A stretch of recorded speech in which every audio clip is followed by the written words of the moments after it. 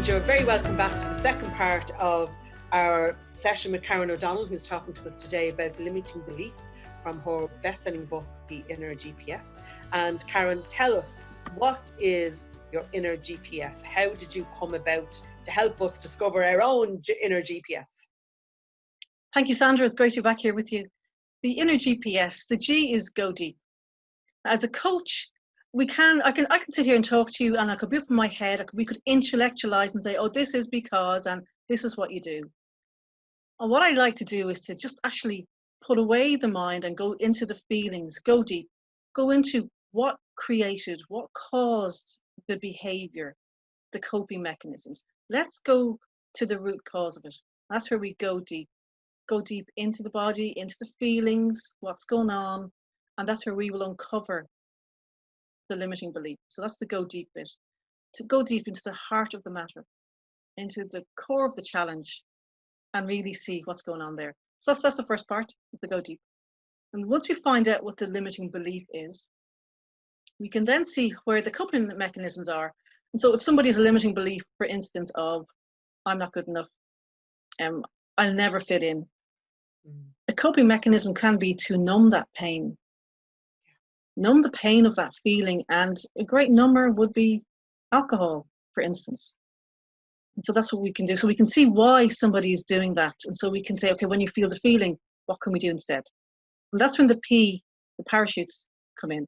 And the parachutes will be the like of yourself, Sandra, your recovery coach who has the tools, who can lift somebody up, hence the parachutes. You lift people up because you can give them the belief in themselves that they can do this. Yeah. And that's what people lack when they're stuck in those limiting beliefs. They don't feel they can do this. So the likes of yourself, parachuting in, helping them, giving them that belief so that they can take the next step. And that's it, taking that next step. And the S are strategies. And you've a phenomenal amount of strategies that you can help the person. Strategies, okay, this is what you do when you're doing this, and giving them the steps. So as we're taking things literally one step at a time, it's not next month, it's the next hour, maybe even the next minute. So making those choices minute by minute, hour by hour. That's the GPS in a nutshell. And people would definitely understand that very often in recovery, life can throw spanners in the way, spanners in the works. And very often people will say, I'm literally taking this a minute at a time or an hour at a time, and that's what recovery hour is all about. Is, there's an hour that you can do something with that will help you stay in recovery. And when we understand ourselves much better, because the 12-step program that people would engage in, and the 12-step program is not the only program, it's the program I'm more familiar with, but it's a very comprehensive program to help people understand themselves. And what I'm hearing from you saying, Karen, is that your inner GPS is in you, and that you can recognize if somebody is parachuting in, and you recognize a strategy that works, that it's there, it comes from in there to help you to bring yourself to the next phase of wherever it is that you're going, or whatever it is that a person needs to do. And that's really useful, because if it's out there, but sure, that's mostly what we drank and drugged and gambled on, is something we couldn't cope with out there. So I think it's really comforting to know we actually have what we need inside. Absolutely, yeah, because if you're chasing something external, it'll never be you. Whereas my feeling, and because I know you, Sandra, is that you give people the skills so as they can take those on board, they can almost implement it, they can organically work through them, make it their own. So now they have the skill set to move forward, and they are empowered.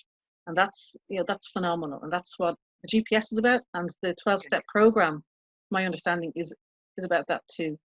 Oh, absolutely, yeah. Physician, what's that? The same, physician, heal thyself. Yeah. And it's very much the same. It's that process and that ability to look at your stuff, look at your past. And there's actually 12 promises. I don't know if you're familiar with 12 promises of Alcoholics Anonymous, but one of them is, no matter how far down the scale you have gone, you will see where your experience can benefit others. Yes.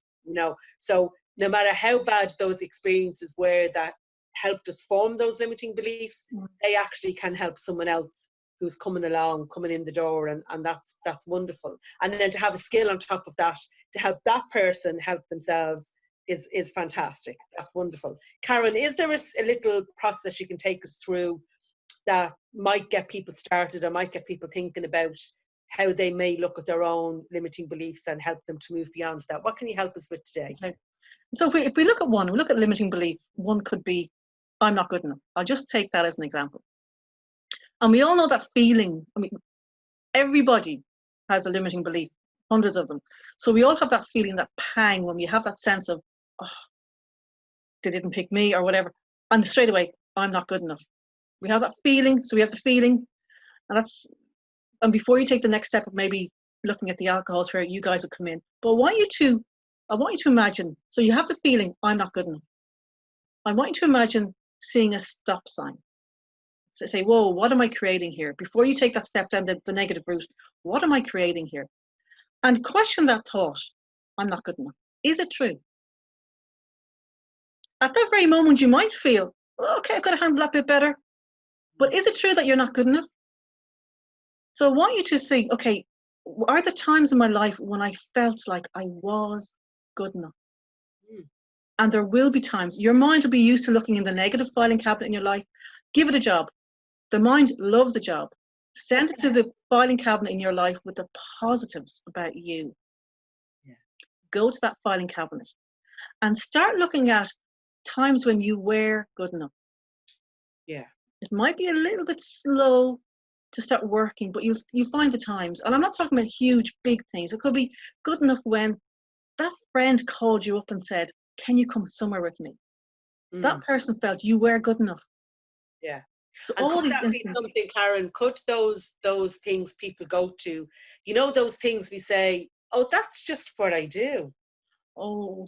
Do you know those talents? But you know those Oh. talents that we bring them down to this size and we're like, that's just what I do. But other people are like, oh my God, that so helped me.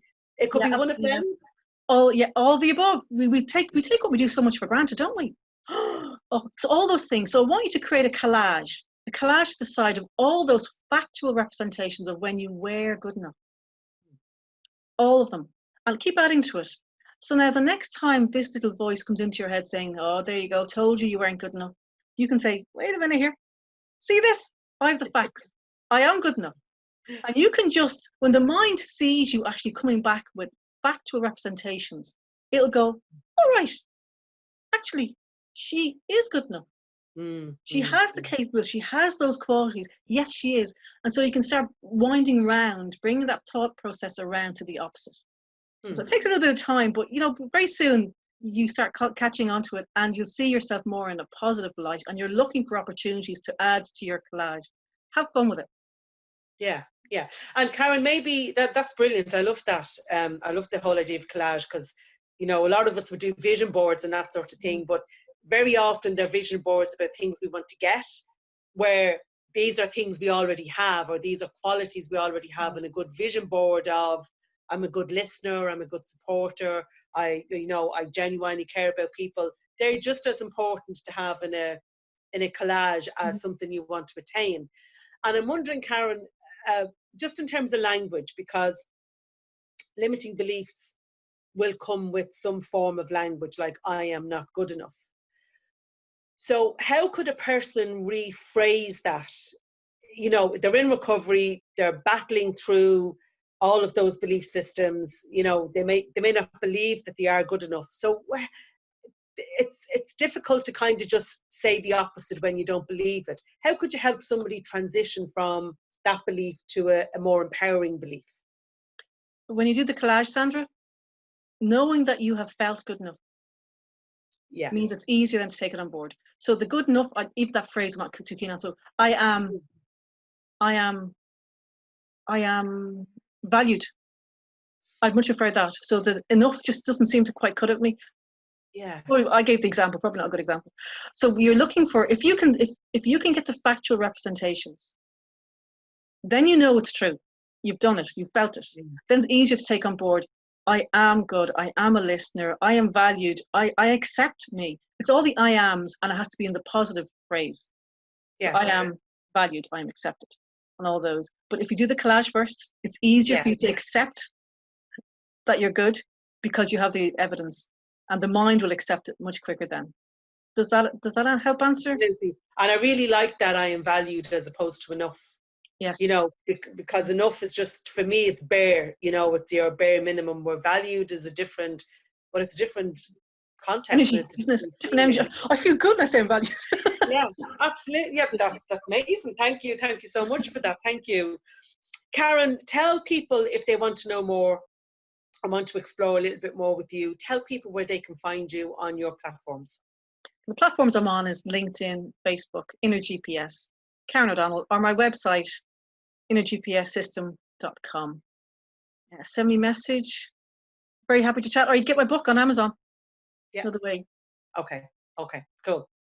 And I know Karen does lots of lovely meditation stuff because she shared some. I could give you that.